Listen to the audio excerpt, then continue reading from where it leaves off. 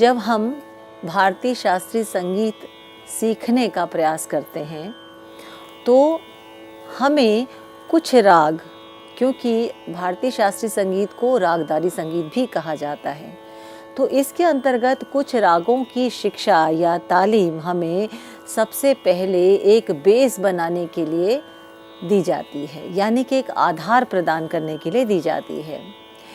तो ये जो राग होते हैं, इसके अंतर्गत, इन रागों के अंतर्गत कुछ शैलियाँ होती हैं। अब उन शैलियों की जो शिक्षा या उनकी जो तालीम दी जाती है वो एक विधि के अनुसार दी जाती है। तो ऐसी शैलियों में ध्रुपद है, धमार है, ख्याल है, तराने हैं, इस प्रकार की रचनाएं आती हैं।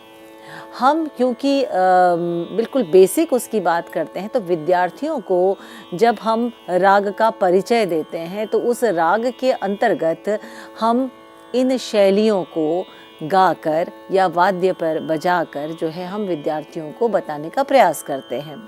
और यही एक विधिवत रूप से संगीत की शिक्षा लेने का एक क्रम है। तो आज आपको इसी बात के अंतर्गत या इसी व्याख्यान में आपको हम विलंबित ख्याल के विषय में बताएंगे कि विलंबित ख्याल क्या है और उसको किस प्रकार से गाना चाहिए। इस पर पहले भी व्याख्यानों में आपको विस्तार से बताया जा चुका है, परंतु पाठ्यक्रम के अनुसार, प्रथम सेमेस्टर के पाठ्यक्रम के अनुसार हम राग भैरव, जो आपके पाठ्यक्रम का एक प्रमुख राग है, उसके अंतर्गत विलंबित रचना, जिसे हम बड़ा ख्याल भी कहते हैं, उसको आज आपको उसकी जानकारी हम आपको देंगे कि कैसे विलंबित ख्याल गाया जाता है, कैसे उसको बढ़ता जाता है, किस प्रकार से उसमें आलाप ली जाती है, किस प्रकार से उसमें ताने ली जाती हैं। तो सबसे पहले कि विलंबित ख्याल होता क्या है और विलंबित ख्याल को विलंबित क्यों कहा जाता है, विलंबित ख्याल क्या ज़रूरी है गाना। विद्यार्थियों के बहुत से प्रश्न होते हैं। अक्सर विद्यार्थी अपनी परीक्षाओं के समय एक और भ्रम में रहते हैं कि जब हम किसी राग को गाते हैं तो एक छोटी रचना गाकर आलाप तान करके हम राग को प्रस्तुत कर सकते हैं, लेकिन जब हम विधिवत रूप से किसी राग की प्रस्तुति करते हैं, चाहे आप किसी कार्यक्रम में जाएं, आप किसी गुरु शिष्य परंपरा के अंतर्गत सीखें या आप विश्वविद्यालयी स्तर पर या अलग अलग संस्थाओं के अंतर्गत सीखें, तो विधि तो वही है, क्योंकि वो शास्त्र है, शास्त्र को फॉलो हमें करना है। तो इसमें सबसे पहले आता है कि हम विलंबित ख्याल विद्यार्थियों को बताएं। बेसिक कुछ जो जानकारी लेने के बाद, या हम जैसे हमें संगीत की शिक्षा में हम पहले स्वरों को बताते हैं विद्यार्थियों को, अलंकार बताते हैं, फिर हम राग के ऊपर आते हैं, राग का परिचय बताते हैं, राग के आरोह अवरोह पकड़ ये सब बताते हैं, राग में किस प्रकार से राग का विस्तार होता है, उसके स्वस्थान नियम, उसके पलटों के विषय में बताते हैं। तो जहाँ हमने बात करी आरोह अवरोह की, पकड़ की, विशिष्ट स्वर समुदायों की या विशिष्ट स्वर संगतियों की बात करी, या हमने आलापचारी की बात करी कि किस प्रकार से राग में आलाप लिया जाता है, उसके अलग अलग कौन से नियम हैं, और हमने उस राग के ही स्वरों पर आधारित जो है हमने अलग अलग पलटों का अभ्यास किया। ये तो हमने किया, लेकिन इसका प्रयोग कहाँ होगा? जब हमने ये आलापचारी भी की, विशिष्ट स्वर समुदाय, जितनी भी चीज़ें हमने जानने की कोशिश की या हमने उसका अभ्यास किया, तो अंत में इसका प्रयोग कहाँ होगा?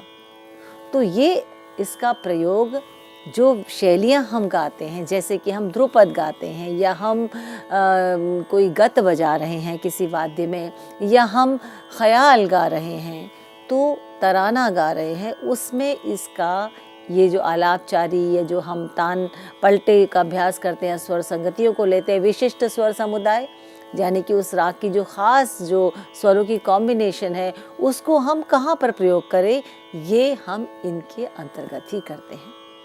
अब जैसे ध्रुपद की बात करते हैं, ध्रुपद में जो एक तरीका है ध्रुपद गाने का, उसमें शुरू में बहुत देर तक आलापचारी की जाती है और उस आलापचारी में हम स्वस्थान नियम का भी पालन करते हैं। और क्योंकि ध्रुपद है, तो ध्रुपद तो हमारी मध्यकालीन भारत में ध्रुपद परंपरा ही प्रचलित थी। मियाँ तानसेन ध्रुपद गायक थे।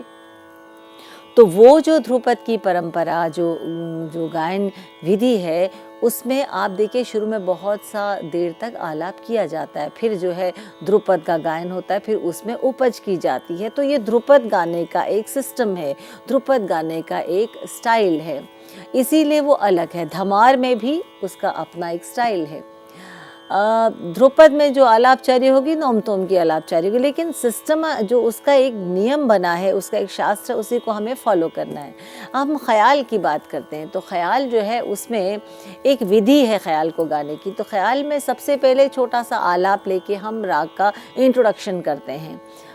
कभी कभी विद्यार्थियों को जब बिल्कुल शुरुआत की जाती तो उसमें आरोह अवरोह और पकड़ गाकर भी ख्याल को प्रारंभ किया जा सकता है, क्योंकि ये स्टार्टिंग है, इसलिए शुरुआत में इस प्रकार से गाना गलत नहीं है। लेकिन आगे चलकर जब हम किसी राग को विस्तार से प्रस्तुत करते हैं तो वहाँ पर राग का एक शॉर्ट इंट्रोडक्शन ही दिया जाता है, यानी कि राग में प्रयुक्त होने वाले जो स्वर हैं और उसका जो मुख्य भाग है, यानी मुख्य जो उसकी पहचान है, मुख्य स्वर समुदाय जो है, उसको हम शुरू में लेकर ये बता देते हैं कि हम अमुक राग को गा रहे हैं या अमुक राग को बजा रहे हैं। और उसके बाद ख्याल शुरू होता है, क्योंकि गायन की बात करें तो ख्याल शुरू होता है। और ख्याल में एक 3 प्रकार के ख्याल हैं, विलंबित, मध्य और द्रुत लय। विलंबित यानी स्लो, यानी कि धीमी गति में गाए जाने वाला ख्याल। मध्य लय यानी मध्य लय में गाए जाने वाला ख्याल। और द्रुत यानी फास्ट, तेज़ गति में गाए जाने वाला ख्याल। तो आज हम आपको विलंबित ख्याल के विषय में बताएंगे, और इसमें आपके ही पाठ्यक्रम का हमने एक राग लिया है, राग भैरव। और राग भैरव के अंतर्गत एक विलंबित ख्याल आपको हम बताएंगे। तो जैसे मैंने आपसे कहा कि एक विधि है विलंबित ख्याल को गाने की, और वो विधि में सबसे पहले हम राग का छोटा सा एक इंट्रोडक्शन देंगे। तो आप चाहें तो उसको आरोह अवरोह पकड़ के तौर पे गा सकते हैं, और यदि आप एक मंच प्रदर्शन के हिसाब से आप गा रहे हैं तो उसमें आप मात्र एक छोटा सा आलाप देके आप राग को का परिचय, राग से श्रोताओं का परिचय करा सकते हैं। और उस छोटे से आलाप में राग की जो विशिष्ट स्वर समुदाय उसका होना ज़रूरी है, या राग के पहचान करने के लिए जो स्वरगुच्छ हैं उनका प्रयोग होना ही चाहिए, तभी राग का जो है इंट्रोडक्शन सही मायने में आएगा। यदि हम इधर उधर किसी और स्वरों को ले ले जो राग में प्रयुक्त तो हो रहे हैं, लेकिन वो स्वर समुदाय राग के लिए उतना इम्पॉर्टेंट नहीं है जिससे कि राग का चेहरा सामने आए, तो उसको हमें कोशिश करना चाहिए। वो बाद में हम जब आलापचारी करें उसमें हम ले सकते हैं, लेकिन शुरू में हमें जो है राग का उस फ्रेज को, उस अंग को, यानी उस राग का जो मुख्य भाग है जिससे राग पहचान में आता है उसको हमें गाना चाहिए। जैसे मैं दोनों तरह के उदाहरण आपको दे रही हूँ। पहला जिसमें हम आरोह अवरोह और पकड़ के साथ गाते हैं, दूसरा जब हम मंच प्रदर्शन के हिसाब से एक छोटा सा इंट्रोडक्शन राग का देते हैं। और इसके बाद मैं आपको विलंबित रचना जो है उससे आपको आज उसकी जानकारी दूंगी।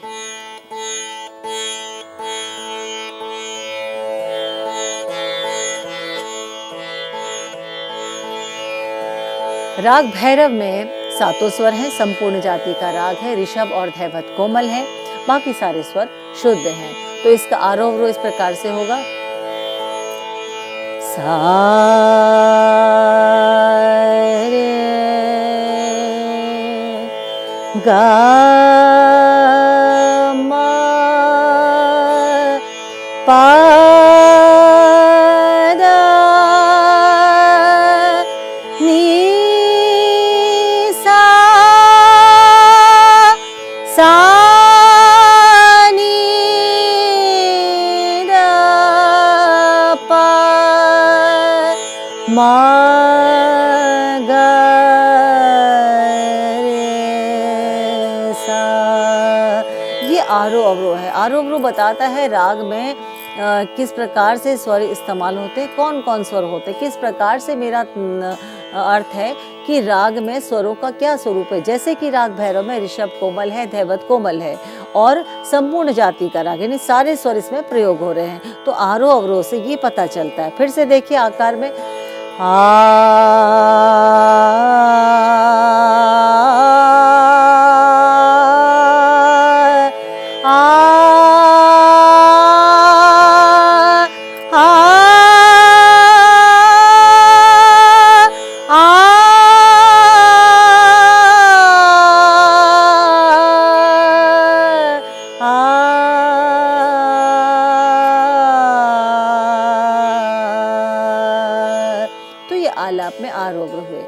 इसकी पकड़ पर जाते हैं।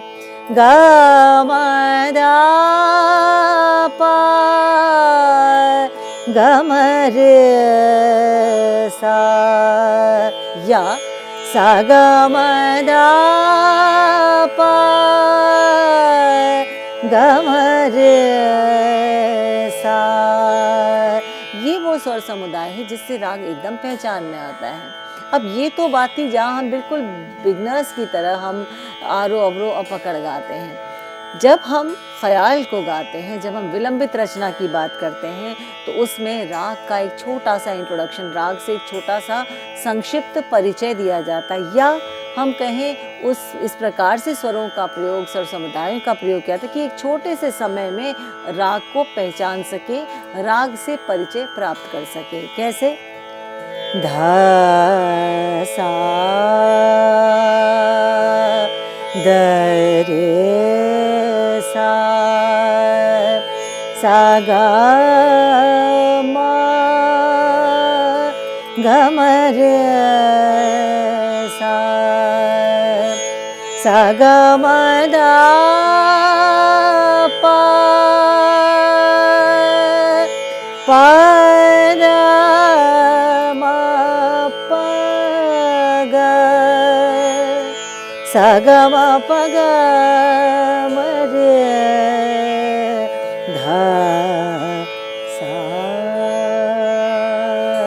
तो आपने देखा मैंने बहुत छोटे समय में एक आलाप लिया जिसमें इस राग में प्रयुक्त होने वाले मुख्य स्वर गुच्छों को मैंने गाया या स्वर संगतियों को, जैसे ध सा ध रे सा, सा ग म रे सा, सा ग म द पा प द म प ग म रे ध सा। यानी कि ये स्वर समुदाय बड़े इम्पोर्टेंट हैं। ये अपने आप में इस प्रकार से पूर्णता को लिए हुए हैं कि अपने आप ये बताते हैं कि हम जो है राग भैरव हैं, हम राग भैरव का स्वरूप जो बनाते हैं। तो इस प्रकार का इंट्रोडक्शन जब हम मंच प्रदर्शन कर रहे हैं तो हमें आरोह अवरोह न बताकर इस प्रकार के स्वर गुच्छों को गाना चाहिए जो राग का परिचय श्रोताओं को देते हैं। अब ये तो रही इसके परिचय की बात। अब आज मैं आपको इसी राग के अंतर्गत यानी राग भैरव की एक विलंबित रचना, विलंबित ख्याल, जिसे कि बड़ा ख्याल भी कहते हैं, उसको आपको बताने का प्रयास करूंगी। इस ख्याल में जो है ये एक ताल का प्रयोग हुआ है, यानी तबले पर एक ताल में ये ख्याल निबद्ध है, और जो तबले पे एक ताल बज रही है वो बिल्कुल बराबर की बज रही है, विलंबित एक ताल नहीं। तो पहले तो हम एक ताल को सुने तबले पर। धिन धिन धा गे तिर किट तू ना कत ता, धा गे तिर किट धी ना, 1 2 3 4 5 6 7 8 9 10 11 12 1। अब ये तो है एक ताल। अब विलंबित ख्याल को एक ताल में कैसे हम उसको कैसे गाएंगे? तो अब ये देखिए, ये जो एक ताल है इसकी लय थोड़ी उठी हुई है। विलंबित ख्याल हमेशा स्लो टेम्पो में गाया जाता है, यानी धीमी, जो इसकी जो गति होती है वो धीमी होती है, उसकी लय धीमी होती है।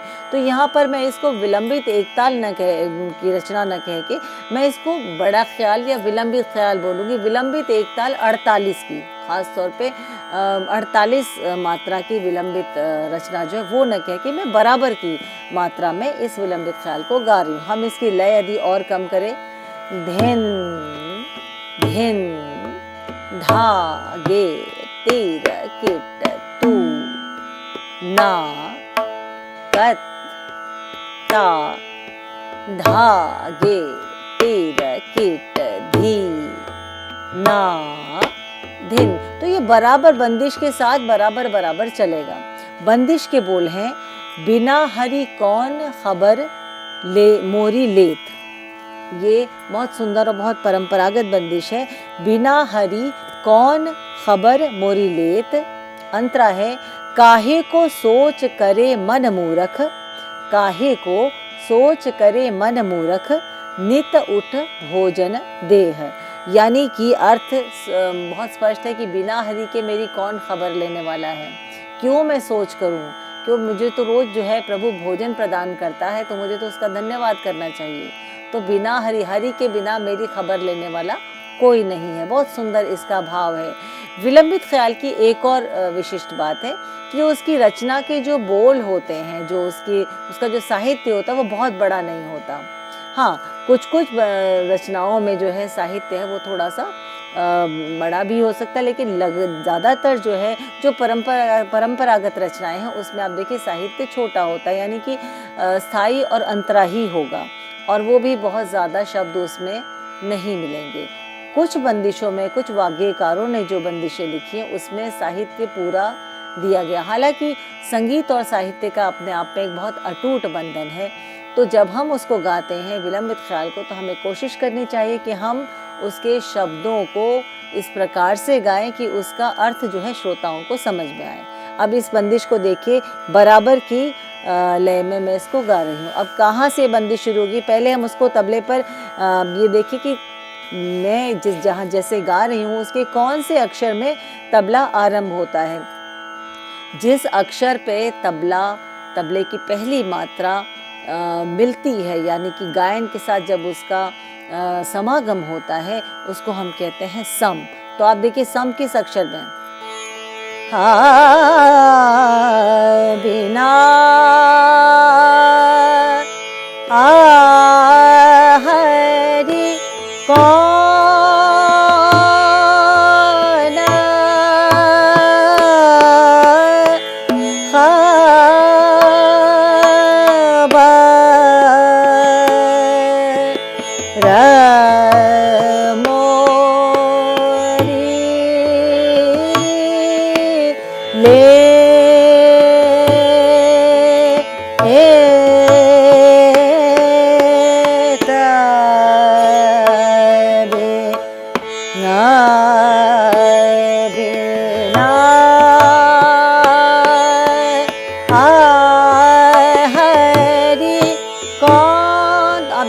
कौन के कौन अक्षर पर तबला आरंभ होता है, तो पहले हमने उसका सम देखा। फिर से बिना हरि कौन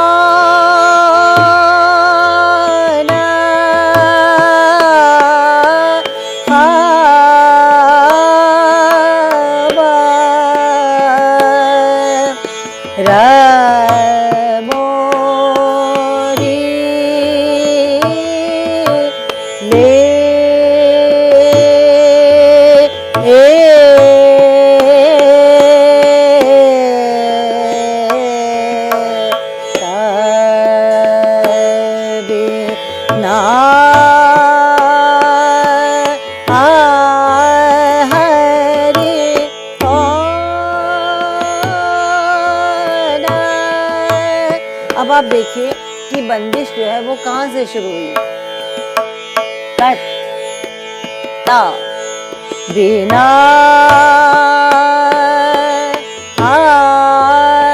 हरि 1 2 3 4 5 6 7 8 बिना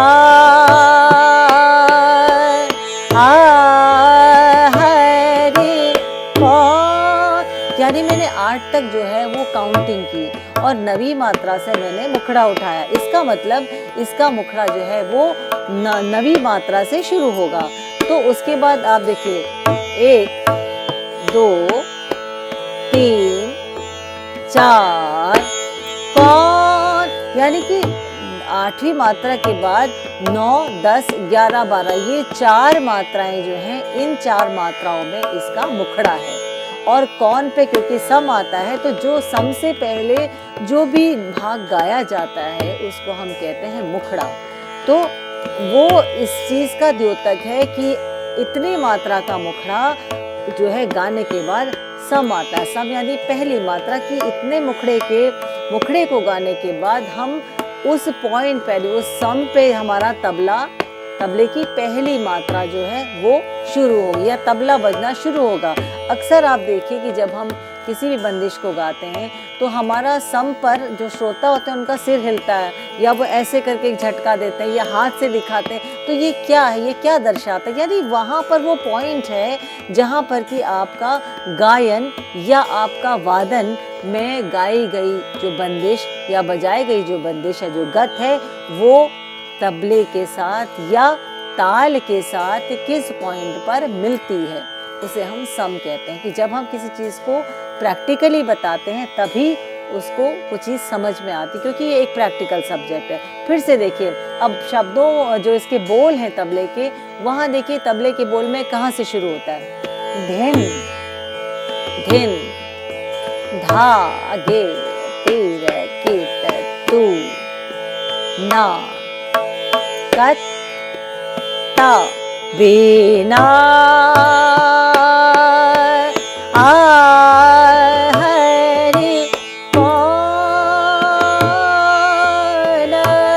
यानी कत्ता के बाद जो अगला जो बोल आता है वहां से हमने उठाया कत्ता। अब जो धा आएगा, धा यहाँ से हमने शुरू करना है, यानी दवी मात्रा से।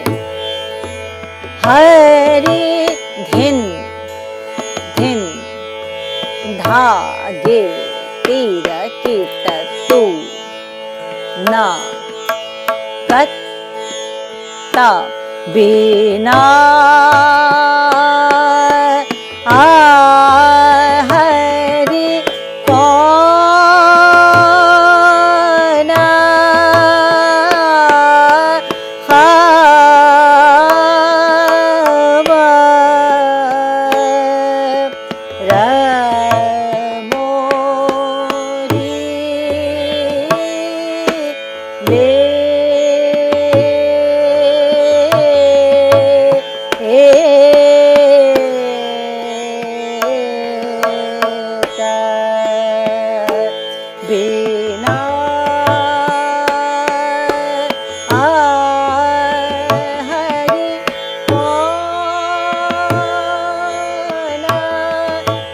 विलंबित ख्याल की खासियत क्या है? ताल चल रही है।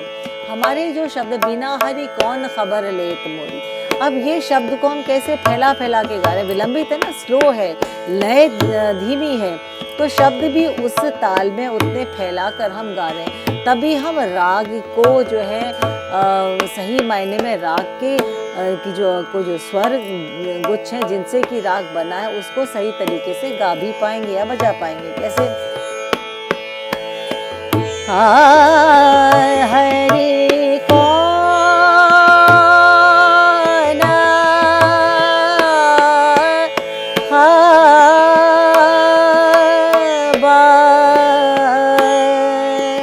खबर मोरी ले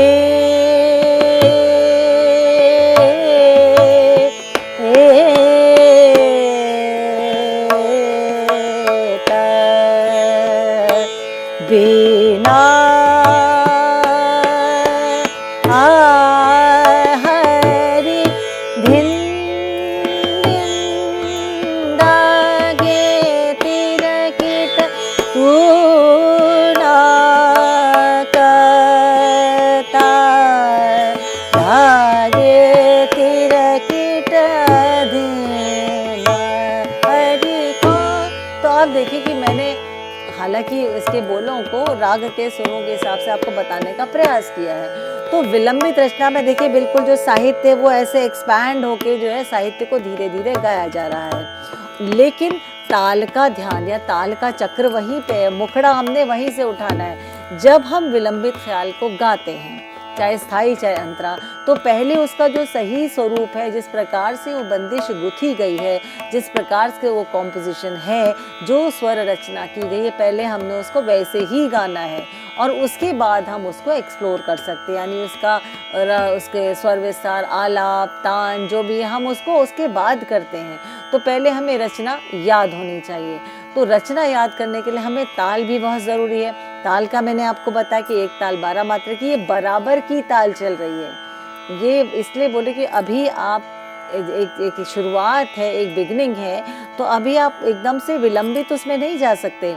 आप उसमें अभी बराबर की मात्रा, क्योंकि छोटी छोटी चीज़ों से ही हम धीरे धीरे आगे बढ़ते हैं। तो इस प्रकार से ये बंदिश रही। अब हमने इसके अंतरे को जाएंगे। अंतरे के बोल हैं, काहे को सोच करे मन मूरख। अंतरा हमेशा आप देखिए कि अंतरे को हम अधिकतर तार सप्तक के स्वर या फिर मध्य सप्तक के स्वर, धीरे धीरे हम तार सप्तक के षड्ज पर जाएंगे या हम तार सप्तक के स्वरों को हम गाएंगे। तो प्रयोग ये कहते हैं कि ऊपर की तरफ गाया जाता है, ऊंचाई की तरफ जाता है अंतरा। इसलिए अंतरा गाने से पहले हम जब आलाप खत्म करते हैं स्थाई का, तो वो ज़्यादातर तार सप्तक के सा पर जो है वो ख़त्म होता है या फिर हायर नोट ही उसमें लगते हैं, इसीलिए उसे अंतरा कहा जाता है। अंतरे को हम जैसे पैराग्राफ या स्टैंजा बोलते हैं किसी भी गीत का, तो वो उस प्रकार से अंतरा होता है। अंतरे के बोल जो हैं वो मैंने आपको, तब अंतरे को भी हम वहीं से उठाएंगे जहाँ से हमने स्थाई उठाया था। धिन धिन धा गे तीर कीट तू ना कत ता काहे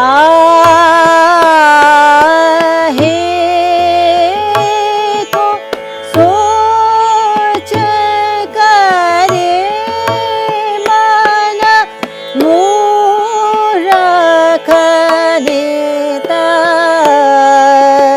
उठ भो जाना दे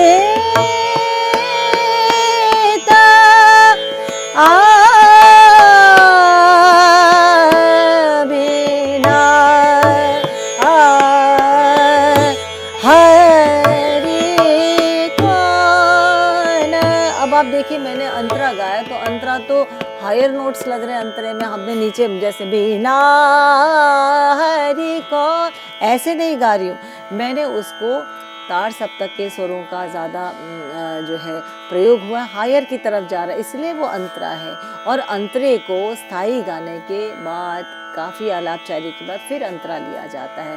तो इसको हम आगे इसके अगले भाग में आपको और विस्तार से बताएंगे।